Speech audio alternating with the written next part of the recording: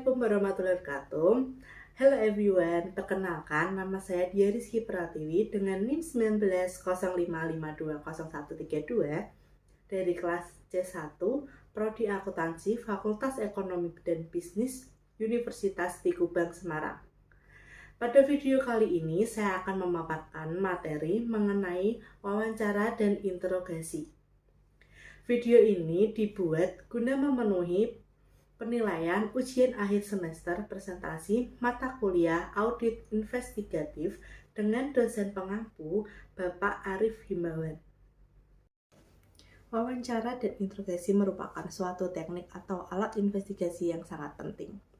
Banyak orang termasuk profesional dalam bidang penyidikan mengajukan istilah wawancara atau interview dengan istilah interogasi atau interrogation. Keduanya berbeda baik tujuan maupun cara. Kekeliruan yang sering terjadi di Indonesia adalah penggunaan kekerasan, intimidasi dalam melakukan wawancara atau interogasi. Penggunaan kekerasan terjadi karena penyidik memiliki pengalaman bahwa pengakuan terdakwa membawa sukses dalam penuntutan dari tahap-tahap selanjutnya. Apa sih wawancara itu sendiri? Wawancara adalah sesuatu yang dilakukan oleh auditor dalam menjalankan tugas audit dan merupakan salah satu teknik dalam pengumpulan keterangan, memahami objek pemeriksaan, menguji keterangan, melengkapi keterangan lain, dan tujuan-tujuan lain dari wawancara tersebut. Selanjutnya ada ciri-ciri dari wawancara. Yang pertama, wawancara bersifat netral, tidak menuduh. Investigator mempunyai landasan untuk percaya bahwa yang bersangkutan terlibat dalam kejahatan atau ia telah berbohong. Substansi dan caranya bersifat non-eksekutori ketika melakukan wawancara. Dengan cara dan nada yang tidak bersifat menuduh, investigator dapat mengembangkan hubungan yang menimbulkan rasa percaya dan hormat dengan orang yang diwawancarainya. Yang kedua, tujuan wawancara adalah mengumpulkan informasi. Selama melakukan wawancara, investigator harus mengumpulkan informasi yang penting bagi investigasinya dan informasi mengenai perilaku dari orang yang diwawancarainya.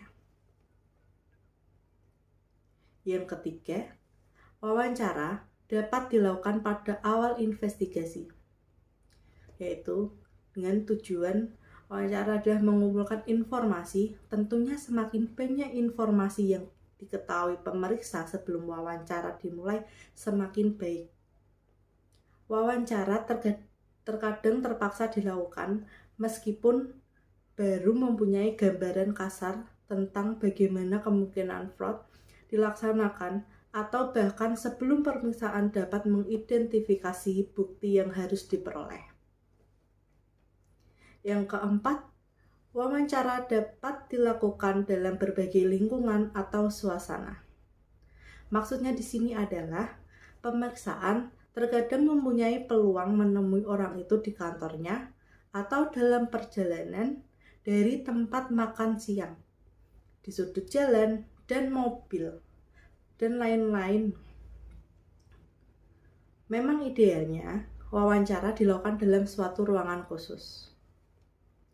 Yang kelima, wawancara seharusnya bersifat cair, tidak terstruktur, dan tidak melompat dari satu pokok ke pokok pembicaraan lain. Maksudnya di sini adalah sebelum wawancara dimulai, pemeriksa mempunyai gambaran mengenai informasi yang ingin dikumpulkannya. Namun, ia juga tidak boleh kaku. Secara kreatif, ia harus mengembangkan pertanyaan atas informasi yang diterimanya selama wawancara berlangsung. Informasi baru mungkin tidak diduga atau diharapkan. Pemerintah juga harus pandai membaca suasana, misalnya untuk memutuskan penghentian wawancara meskipun semua informasi belum diperoleh. Yang kelima ada mencatat hasil wawancara dari awal sampai akhir. Mencatat secara sporadis memberikan pesan kepada yang diwawancarai bahwa jawaban tertentu penting sehingga dicatat oleh investigator. Ketika dinyatakan pernyataan lain yang terkait dengan jawaban yang dicatat, ia menjadi ekstra hati-hati.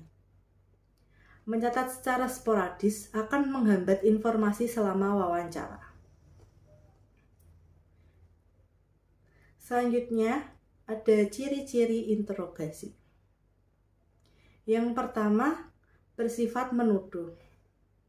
Seseorang yang bersalah tidak akan memberikan keterangan yang bertentangan dengan kepentingan pribadinya secara sukarela, kecuali apabila ia yakin bahwa investigator juga mempunyai keyakinan tentang kesalahannya.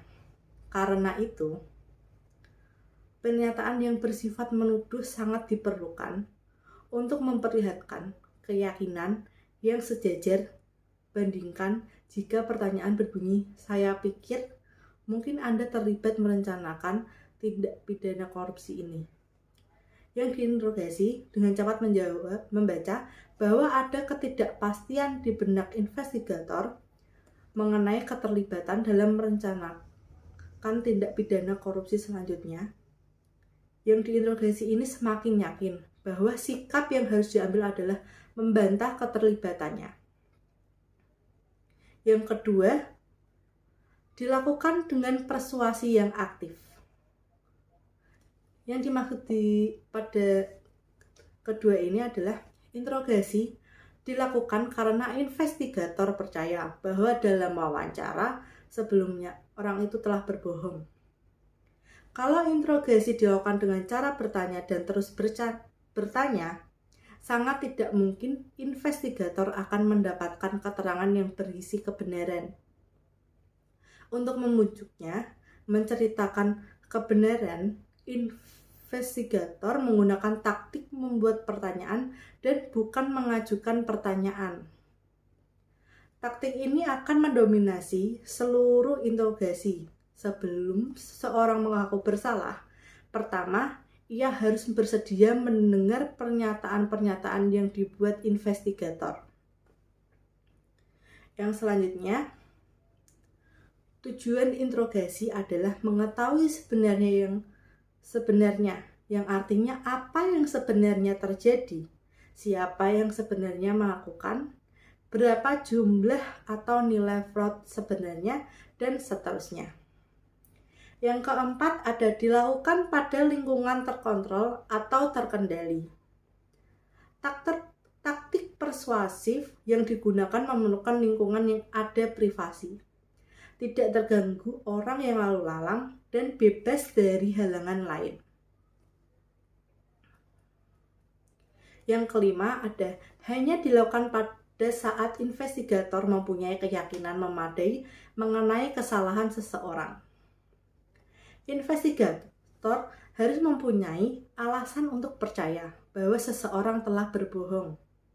Alasan ini mungkin berupa perilakunya selama wawancara, keterangan yang berubah-ubah sebagai tanggapan atas pertanyaan yang sama, adanya petunjuk bahwa ia berbohong, dan lain-lain. Interogasi tidak boleh digunakan sebagai alat atau cara utama untuk menilai jujur tidaknya seseorang. Penilaian ini seharusnya dapat dicapai dalam wawancara yang bersifat tidak menuduh. Selanjutnya ada tidak boleh membuat catatan sampai tertuduh menceritakan yang sebenarnya dan berkomitmen tidak merenggut dari posisi itu. Maksudnya di sini adalah membuat catatan terlalu dini akan mengingatkan tertuduh bahwa keterangan yang akan merugikan dirinya. Bahkan, para pakar yang menyarankan bahwa bukan saja catatan dibuat sesudah tertutup, sepenuhnya mengakui apa yang sebenarnya terjadi. Pengakuan itu juga harus disaksikan investigator lain. Barulah telah ada pengakuan yang disaksikan investigator lain. Investigator non-dokumentasi pengakuan tersebut dan segala perincian dari pengakuannya. Selanjutnya ada manfaat melakukan wawancara sebelum interogasi. Investigative information sangat diperlukan ketika wawancara akan ditingkatkan menjadi interogasi. Namun, investigator sering tergoda untuk mengambil jalan pintas, mengabaikan wawancara, dan langsung melakukan interogasi. Pendekatan ini sangat tidak disarankan karena, yang pertama, sifat tidak menuduh dalam wawancara memungkinkan investigator membangun hubungan saling mempercayai dan menghormati yang tidak mungkin dibangun dalam suasana dan sifat menuduh yang melekat pada interogasi.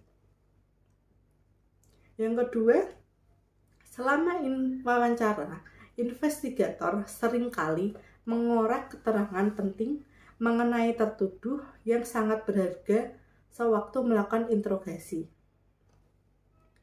Yang ketiga, tidak adanya jaminan tertuduh akan mengaku bersalah dalam proses interogasi.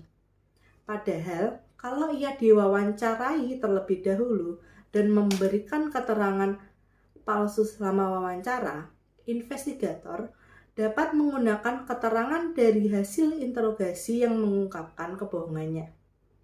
Hal ini membawanya lebih dekat ke arah putusan pengadilan yang menyatakan ia bersalah. Yang terakhir ada keuntungan psikologis bagi investigator ketika ia melaksanakan sebelum interogasi agar interogasi berhasil. Tertuduh harus mempercayai investigator bahwa objek dan jujur ini akan lebih mudah dicapai apabila investigator menawarkan kesempatan kepada tertuduh untuk menceritakan apa yang sebenarnya melalui wawancara. Selanjutnya ada teknik wawancara. Yang pertama ada menguasai semua fakta. Yang dimaksud menguasai semua fakta di sini yaitu sebelum melakukan wawancara, bahkan sebelum ada kontak dengan orang yang dicurigai atau diduga melakukan fraud, investigator harus menguasai semua fakta yang terkumpul dengan baik. Investigasi umumnya dilakukan oleh suatu tim yang terdiri dari beberapa investigator. Yang kedua, ada dimulai dari yang diduga paling kecil jadi pelaku, whistleblower, dan otaknya. Urutan tersebut penting karena ada beberapa penyebab, yaitu pada tahap awal belum banyak fakta yang terkumpul. Jadi, apabila wawancara dimulai dengan orang yang diduga menjadi pelaku atau perencana, maka ia cepat mengetahui fakta yang belum diketahui investigator dan sebaliknya. Yang kedua, mengetahui banyak orang sudah diwawancarai sebelumnya. Pelaku tidak bisa mengendalikan apa yang bisa dan apa yang sebaliknya tidak diungkapkan kepada investigator dalam wawancara. Lebih sulit mengatur persesuaian atau konsisten dalam kebohongan, sekalipun melalui persekongkolan. Hal ini memudahkan investigator mendapatkan informasi penting yang selanjutnya dikembangkan dalam interogasi. Yang ketiga, apabila korbannya banyak, dimulai dari korbannya. Maksudnya di sini adalah para korban merupakan sumber informasi yang sangat penting. Juga, persesuaian di antara keterangan mereka mengindikasi keandalan informasi itu. Yang keempat, Jangan abaikan bukti petunjuk. Seringkali, apabila tidak ada bukti kuat mengenai pelaku, jangan diabaikan. Selanjutnya yang kelima, jika orang pertama yang mewawancarai kasar, orang kedua meminta maaf dan menenangkan orang yang diwawancarai. Seorang investigator mungkin menjadi begitu karena yakin dengan fakta yang diterimanya oleh seseorang, sehingga berperilaku kasar dan nada yang tinggi menyalahkan orang yang diwawancarai. Investigator lain dalam timnya terpaksa mengoreksinya dengan wawancara susulan, dikarenakan belum mempunyai bukti yang cukup untuk meningkatkan wawancara ke interogasi. Yang keenam, mempertimbangkan keletihan fisik dan psikologis dari investigator. Maksudnya adalah investigator bekerja berhari-hari, bahkan mungkin berbulan-bulan mewawancarai berpuluh-puluh orang dengan berbagai temperamen dan kepribadian. Keletihan ini bisa mendorongnya memusatkan tuduhan pada seseorang atau orang-orang tertentu dengan mengabaikan bukti lain. Yang selanjutnya, yang ketujuh, terdapat catat detail tanpa menginterupsinya. Sewaktu mewawancarai seseorang, catat detail yang diberikan tanpa menginterupsinya. Apabila ada yang perlu ditanyakan, tanyakanlah setelah ia selesai menjawab. Yang kedelapan, memberikan kesempatan kepada yang diwawancarai memberikan detail dengan caranya. Misal, orang tersebut membuat sketsa ruang kerja atasannya, di mana ia bekerja, dan lain sebagainya. Dapat memudahkan sewaktu pemeriksa mencocokkan dengan pengamatan fisik atau sewaktu melakukan penggeledahan. Yang kesembilan, tanyakan apa yang menurut dia terjadi, siapa pelakunya, dan mengapa. Teman-teman sekerja sangat mengenal satu sama lain. Mereka menghadapi masalah yang sama atau diketahui di antara mereka. Mereka mempunyai konflik, pertemanan atau sebaliknya, intrik, dan dendam. Mereka bisa merupakan pengamat yang baik atau yang biasa. Keterangan diberikan dalam wawancara menceritakan tentang orang lain, tetapi juga mencerminkan orang yang diwawancara, mencerminkan orang yang memberikan keterangan. Yang ke-10, wawancara secara formal dan interogasi dilakukan dalam suasana yang menjamin privasi seseorang yang ada dalam ruangan wawancara.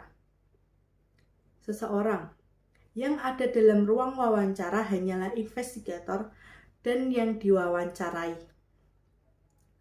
Ini merupakan sifat alamiah manusia. Ketika mempunyai masalah pribadi yang ingin kita bagi dengan orang lain, kita berusaha mencari tempat yang aman, tidak diganggu atau terganggu oleh orang lain. Yang ke-11, lembaga mempunyai kebijakan mengenai tempat wawancara. Wawancara biasanya dilakukan di kantor pusat atau perwakilan lembaga tersebut, dan tempat di mana wawancara dilarang dilakukan, misalnya tempat-tempat umum. yang terbuka seperti restoran, apalagi tempat umum yang tertutup seperti kamar hotel atau motel. Wawancara di tempat umum yang terbuka bertentangan dengan asas privasi apabila diusulkan oleh tersangka. Investigator sepatutnya mencurigai dan menolak usul di tempat umum yang tertutup. Mungkin diusulkan tercatat dengan alasan privasi. Tetapi tempat umum sesungguhnya memberikan persepsi yang negatif bagi investigator.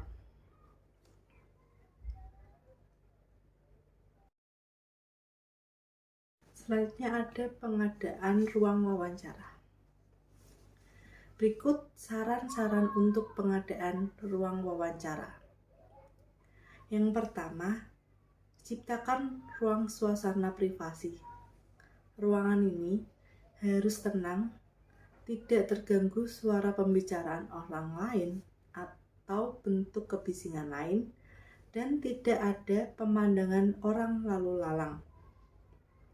Yang kedua, pintu ruangan harusnya tidak terkunci dan tidak boleh ada penghalang apapun sehingga orang yang diwawancarai dengan bebas meninggalkan tempat. Jangan memberikan kesan bahwa ia berada di tempat tahanan. Yang bersangkutan bisa menuntut investigator yang tidak mempunyai wewenang atau alasan untuk menahannya. Yang ketiga, ada hilangkan segala sesuatu yang bisa mengganggu, seperti dinding dengan warna-warni yang mencolok, lukisan ruangan, dan lain-lain. Seperti barang kecil seperti kunci, clips, stapler, dan lain-lain. Harus jauh dari jangkauan orang yang diwawancari, sehingga tidak dijadikan mainan sewaktu-waktu wawancara berlangsung. Yang keempat, penerangan ruangan harus cukup, tetapi tidak menyebabkan mata investigator maupun yang diwawancarai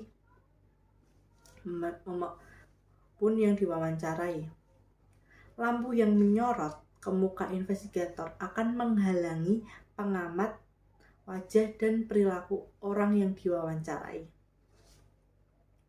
Yang kelima, meminimalkan kebisingan apapun.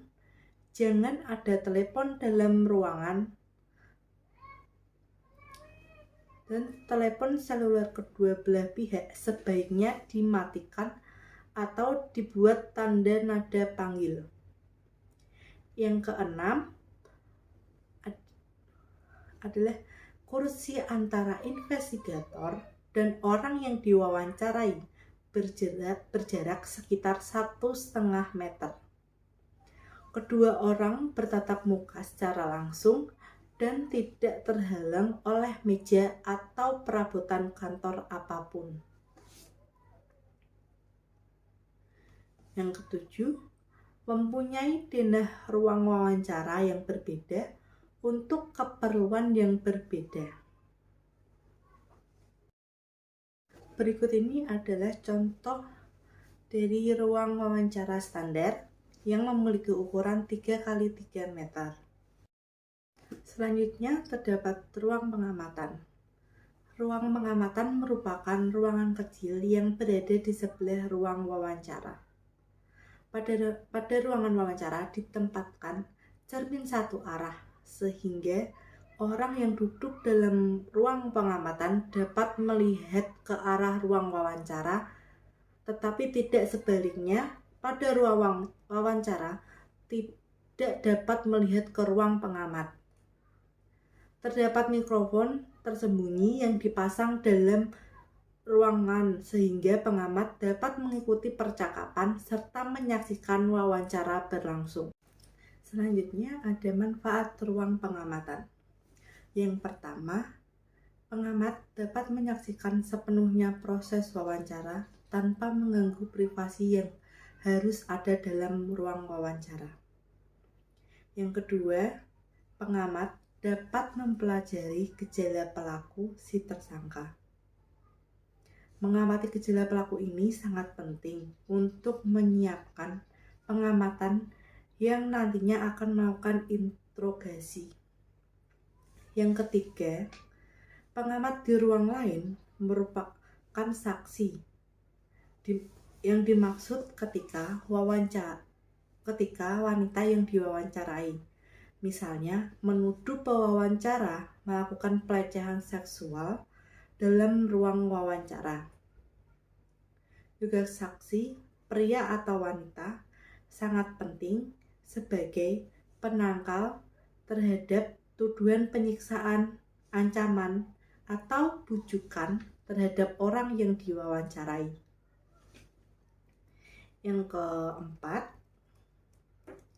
apabila tersangka harus ditinggalkan sendirian dalam mewawancarai pewawancara, pengamat di ruang sebelah dapat melihat kemungkinan ia melarikan diri atau bunuh diri, atau bersiap-siap menyerang pewawancara yang akan memasuki ruangan.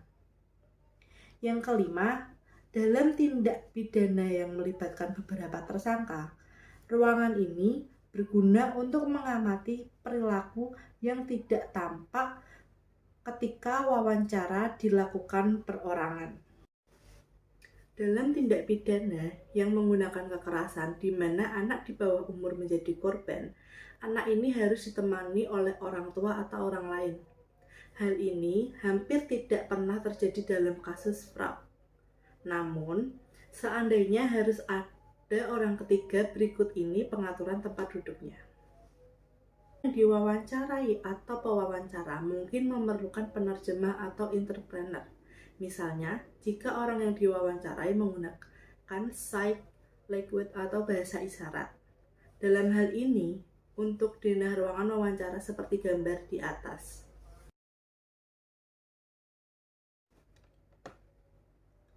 Apabila undang-undang memperkenankan rekaman gambar dan suara video taping atas wawancara, maka rekaman tersebut yang pertama memungkinkan investigator melakukan pengamatan selama berlangsungnya wawancara dan juga sesudahnya.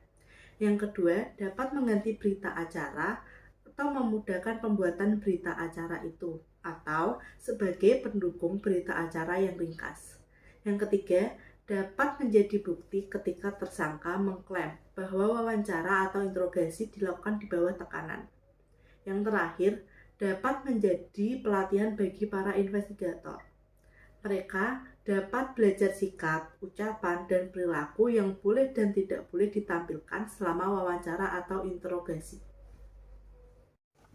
Verbal behavior, yaitu ucapan atau perkataan yang keluar dari mulut orang yang diwawancarai. Pilihan kata dan susunan kata-kata yang dipergunakan untuk mengirim pesan. Dalam metode ini dinyatakan bahwa orang yang berbohong akan cemas karena takut kebohongannya terungkap.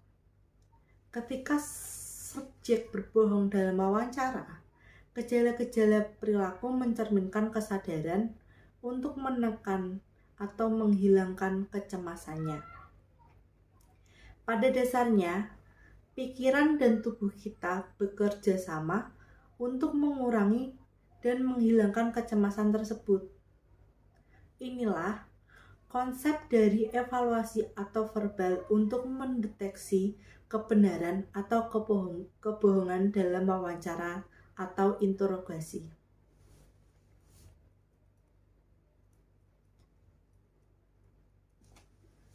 Terdapat paralinguistic behavior. Paralinguistic behavior adalah ciri-ciri percakapan di luar apa yang akan diucapkan oleh orang yang diwawancarai.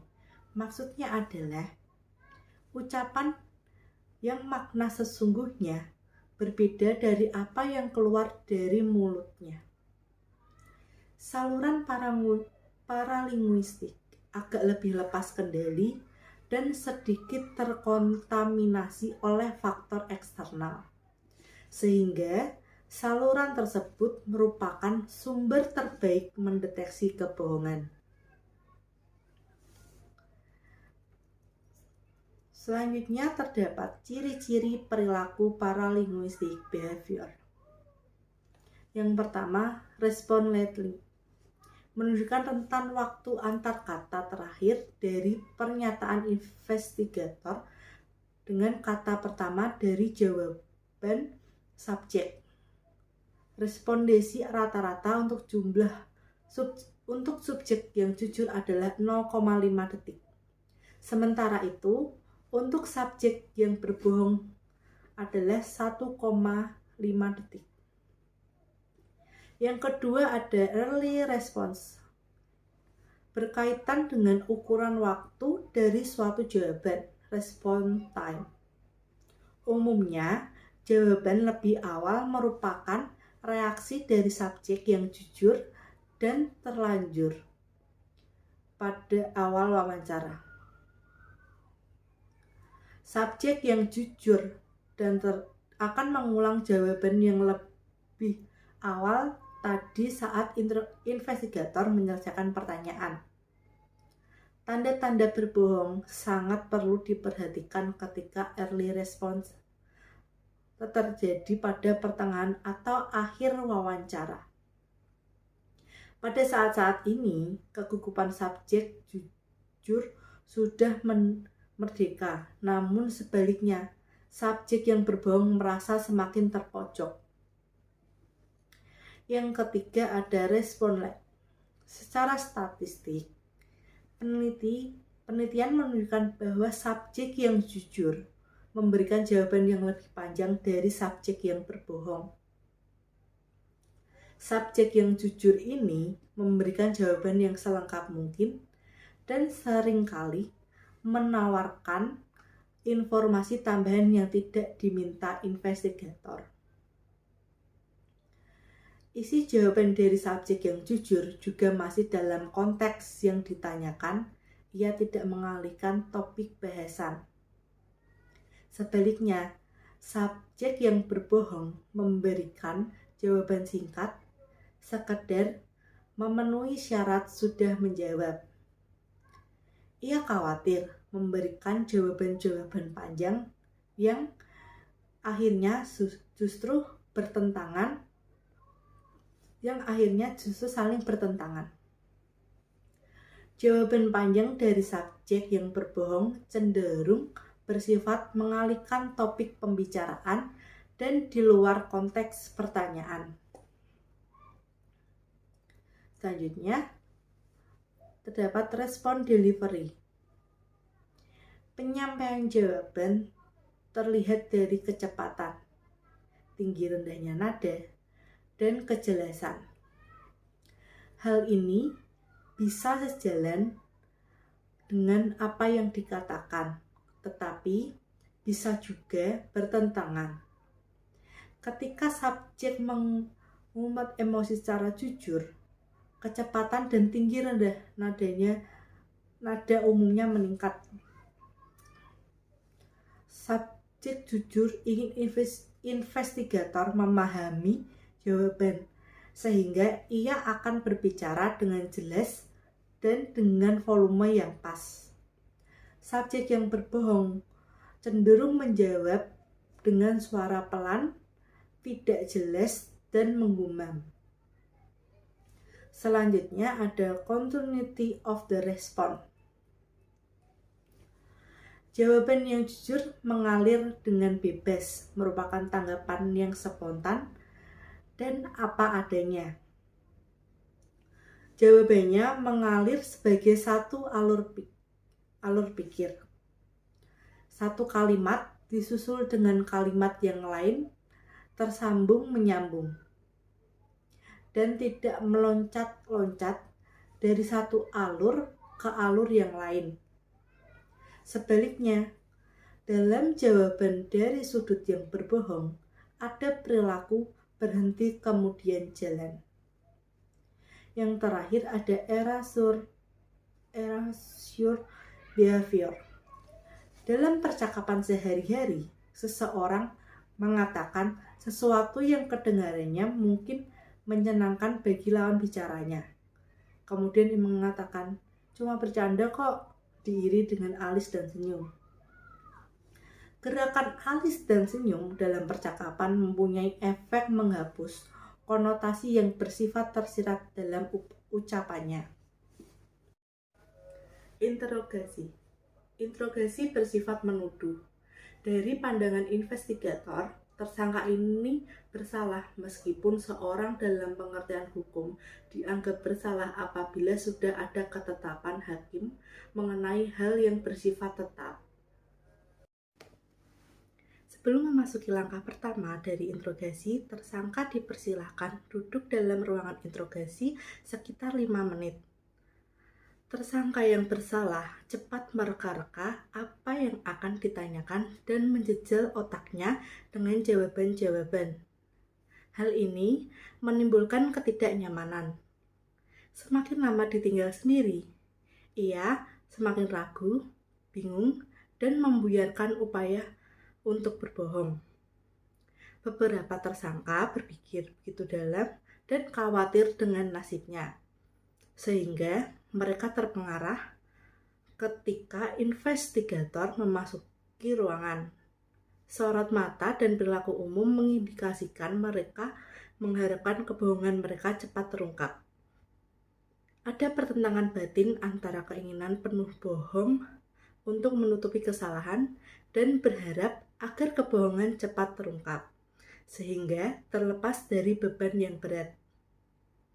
Tersangka yang tidak bersalah umumnya melihat wajah investigator tanpa merasakan beban atau tekanan batin. Sekalipun ia jengkel harus diinterogasi. Berikut langkah-langkah dalam proses interogasi, antara lain: yang pertama terdapat direct positive confrontation.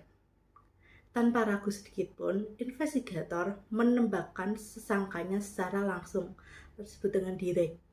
Investigator mengkonfrontasi tersangka secara tegas, yaitu positive confrontation. Sebaiknya dalam posisi berdiri. Kegiatan investigator ini akan menciptakan suatu keheningan yang disengaja, yang disebut dengan behavior pause atau jeda perilaku. Tujuan jeda perilaku ini adalah untuk mengevaluasi tanggapan verbal dan nonverbal tersangka terhadap direct positive confrontation. Tanggapan verbal dan nonverbal dalam jeda perilaku memberi petunjuk kepada investigator apakah tersangka salah atau tidak, dan insight yaitu kemampuan untuk melihat dan mengerti secara tajam mengenai bagaimana investigator harus melanjutkan investigasinya.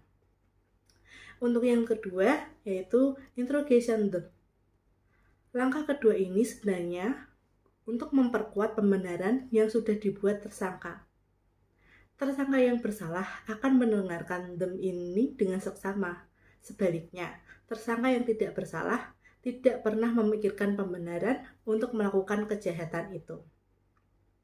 Untuk langkah yang ketiga terdapat holding denials, yaitu tidak mudah bagi investigator mendapatkan pengakuan yang tidak bersalah akan memberi penyangkalan atau denials. Tujuan dari langkah ketiga ini adalah mencegah tersangka meluncurkan penyangkalan yang tidak perlu dan sebenarnya hanya akan mengganggu perhatiannya dari tema interogasi dan upaya investigator selanjutnya untuk mengungkapkan kebenarannya. Untuk langkah yang keempat terdapat overcoming objection. Dalam langkah ini, investigator berupaya mengatasi benteng pertahanan kedua dari si tersangka. Pertahanan pertamanya adalah penyangkalan atau denials. Benteng pertahanan keduanya adalah keberatan atau objection. Apabila investigator dalam langkah ketiga berupaya mencegah tersangka melancarkan denials, investigator dalam langkah keempat justru memanfaatkan dan mendalami objection ini dalam dialognya. Langkah keempat ini terdiri dari yang pertama terdapat mengenai keberatan, Yang kedua, menghargai keberatan. Yang ketiga, membalikan keberatan. Untuk langkah yang kelima, terdapat keeping the suspect attention.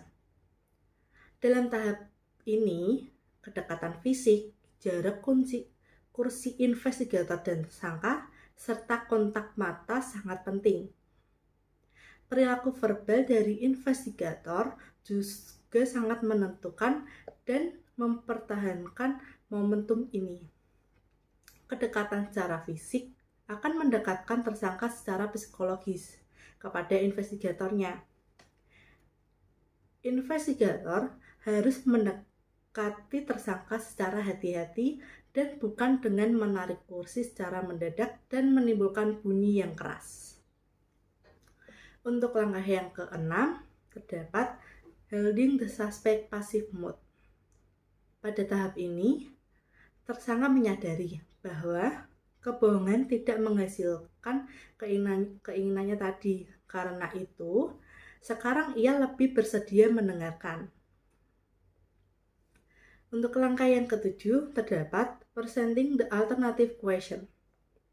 Investigator tidak boleh mengajukan pertanyaan alternatif tertentu seperti yang pertama, pertanyaan alternatif tidak boleh bersifat memperdagangkan pasal-pasal dalam ketentuan perundang-undangan. Yang kedua, pertanyaan alternatif tidak boleh bersifat ancaman. Untuk pertanyaan alternatif yang ketiga, tidak boleh menjanjikan keringanan hukum. Selanjutnya, langkah ke-8 dapat bringing the suspect into the conversation. Dalam langkah ini, tersangka diarahkan untuk menceritakan perincian dari perbuatannya yang pada akhirnya akan dirumuskan menjadi pengakuan yang bisa diterima sebagai bukti hukum. Untuk langkah yang terakhir, yaitu langkah ke-9, terdapat the written confession. Pada puncaknya, tersangka memberikan pengakuan secara tertulis. Pandangannya untuk kita di Indonesia adalah berita acara pengakuan atau dokumen semacam itu. Di Indonesia, investigator sering melakukan interogasi sambil mengetik jawaban tersangka menurut persepsi investigator. Pada akhir interogasi, tersangka diminta menandatangani berita acara pemeriksaan.